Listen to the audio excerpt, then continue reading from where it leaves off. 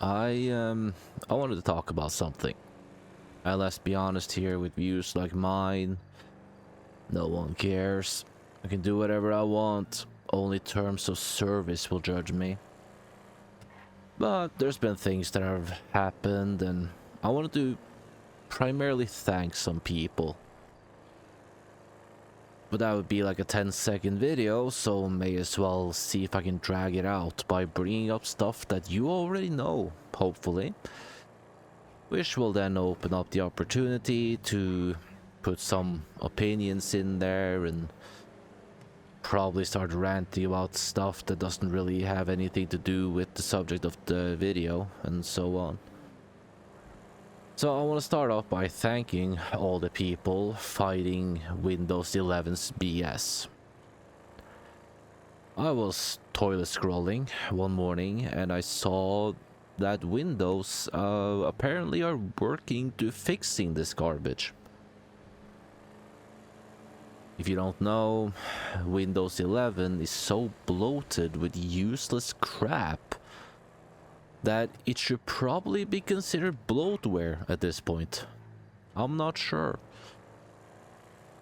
And that has caused you, that's right, you, to need 32 gigs of RAM to run a game that has 16 gigs as recommended.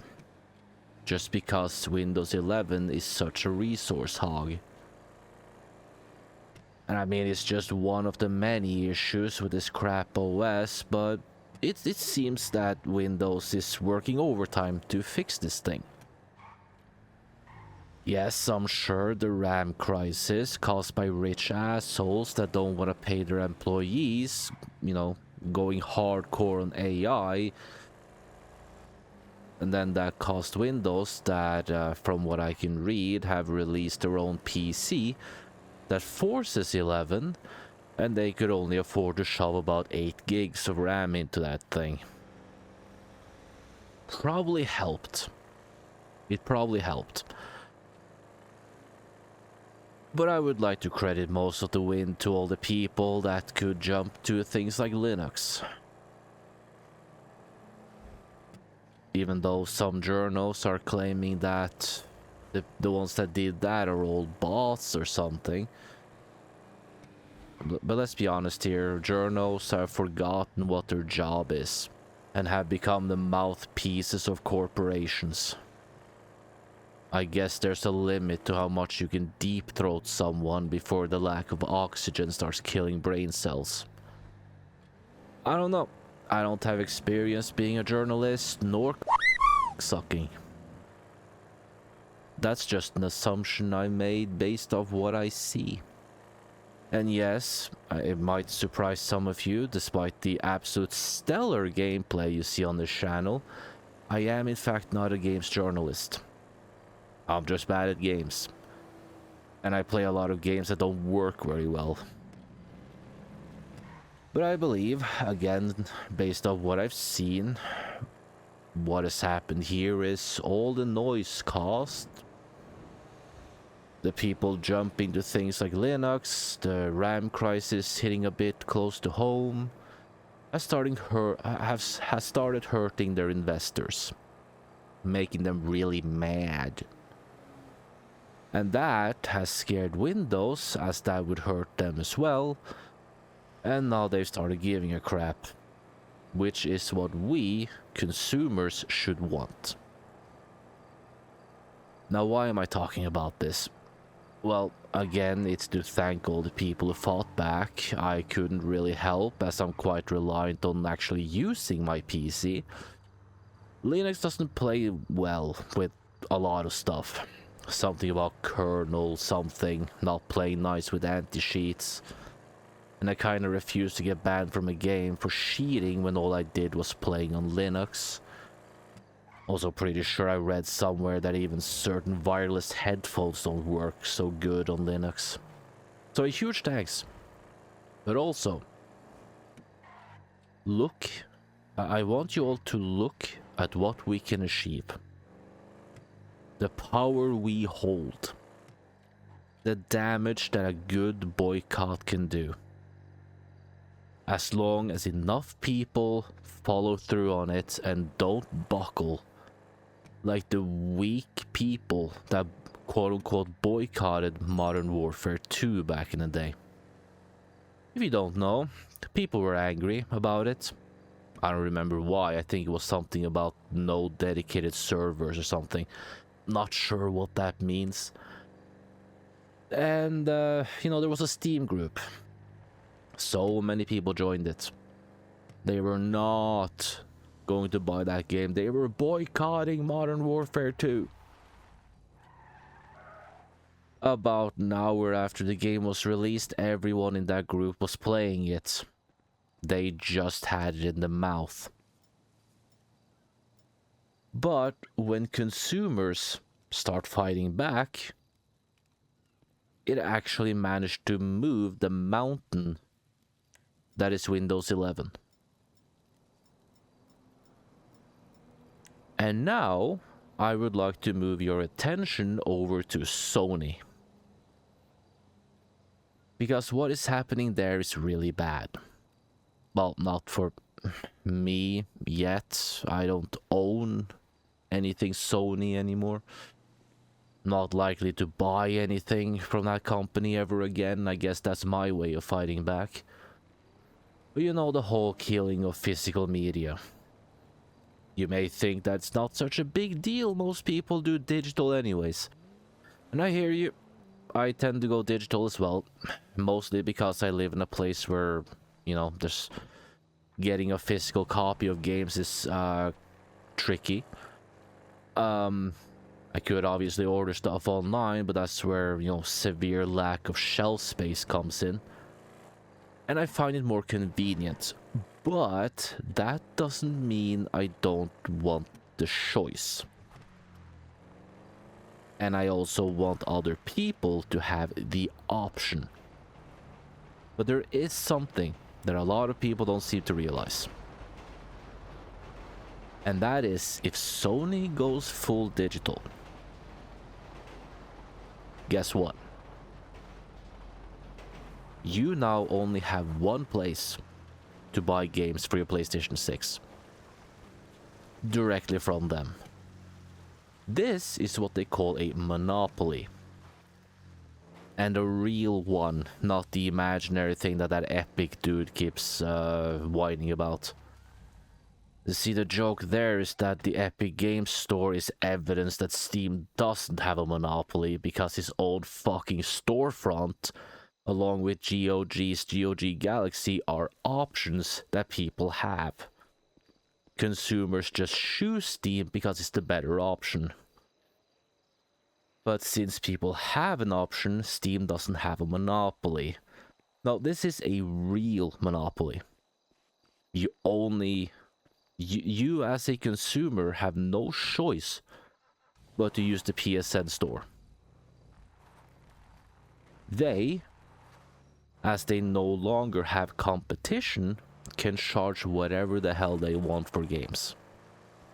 Monopoly is good for corpos.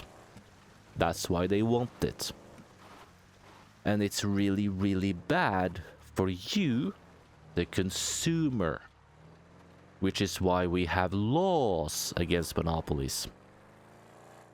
Problem is, law is a bit slow at best and not functioning at worst when the perpetrator has a lot of money.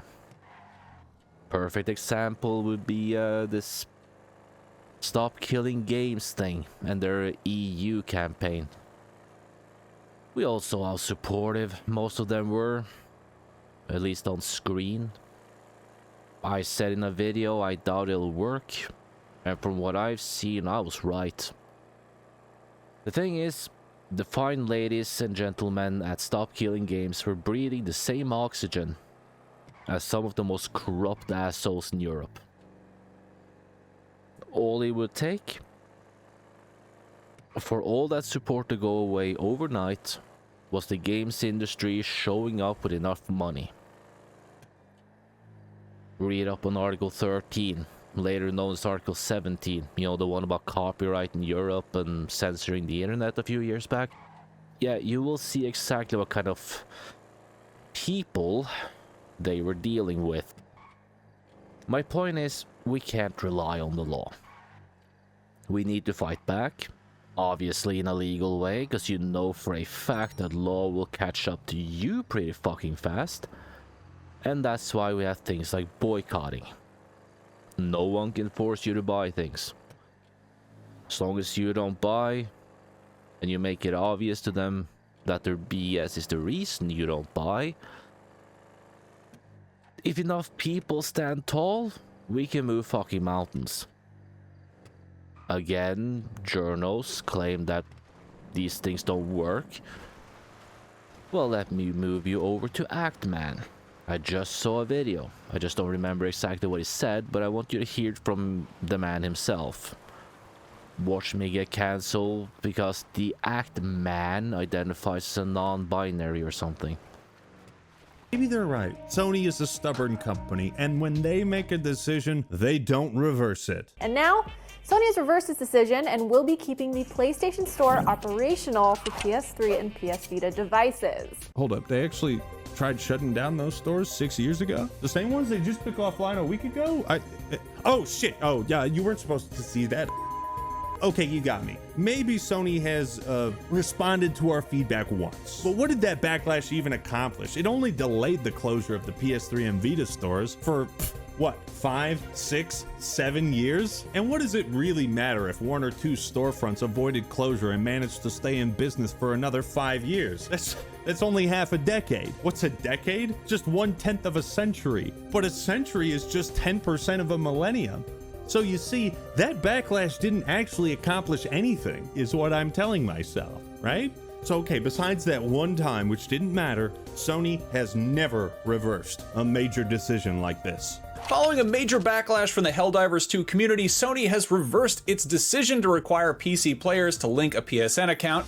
I'm starting to think that maybe the gaming community has a long documented history of successful petitions and protests. Okay, I forgot about that, but yeah, okay. Maybe with enough pressure, Sony has backed down, but not this time. They are so confident that they don't even care if you cancel your PlayStation Plus subscription. And now players are canceling their PlayStation Plus subscriptions en masse to send a message, but experts claim it won't do any good. Oh, the doubting. Yeah, take that.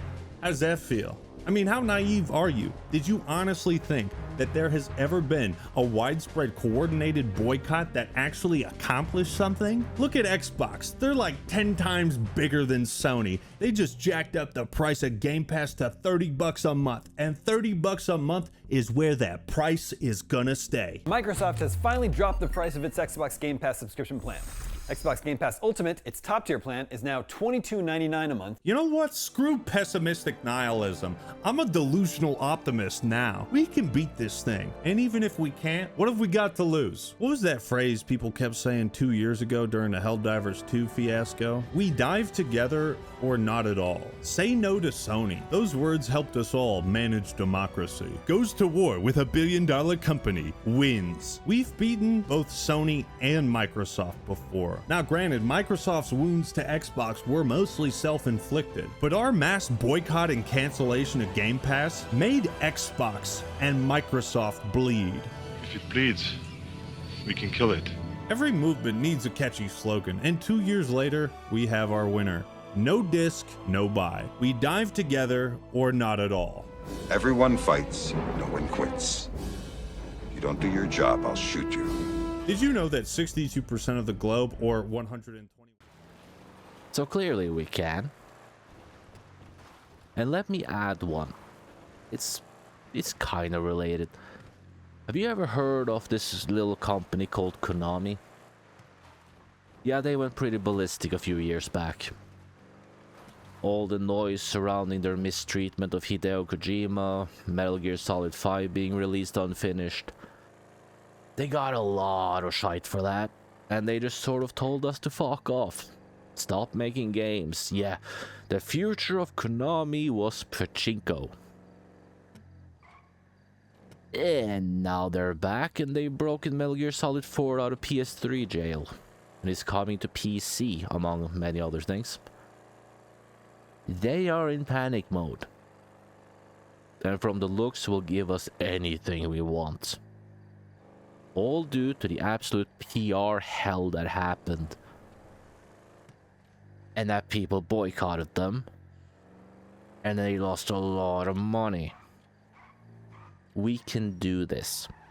If PlayStation 6 barely sells, investors get mad.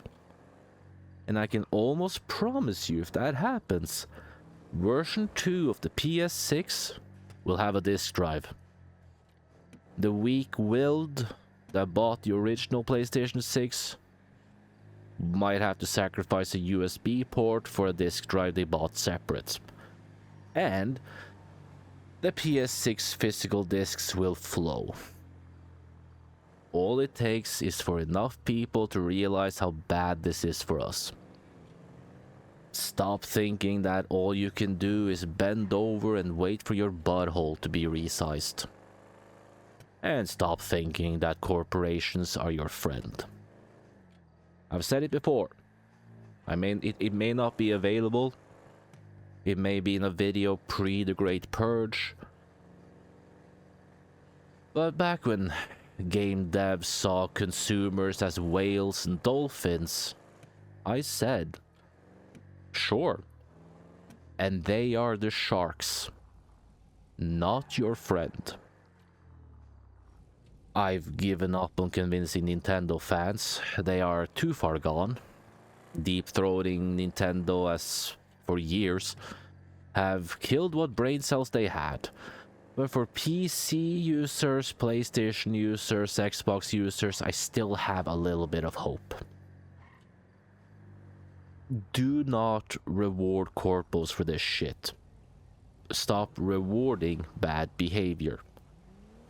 They are a corporation. Without you, they can't exist. A company can't exist if they run out of money. You as a consumer give them that money that allows them to exist. Stand tall, straighten your back, don't fucking yield. Ultimately, the power is in the consumer's hand. They don't got shit. The moment it starts going bad, the investors will start pulling out and the company is on life support. They continue with this crap, go to their competition. Devs will follow because they can do that. I mean, even Square Enix shifted away from Sony exclusivity. They can all do that if they want to, or if they feel like they have to. Now you might be wondering, why is GTA 5 in the background? Don't you usually have background footage that relate to the subject of the video? Yes. And I would like to ask in return that you explain to me what rock you've lived under. I'm pretty sure everything Rockstar's done the last year at least has been anti-consumer shit. And I would actually like to see a boycott of GTA 6 and Rockstar. It's related to the subject of the video. Trust me. And I'll see if I can find the video actually from some ordinary gamers. He talked about it. You can hear from him what they've been up to lately. If I do, I'll put a link in the description. If I can remember, which I probably won't. But I mean, Rockstar, fucking Netflix account, like, fuck you, Rockstar.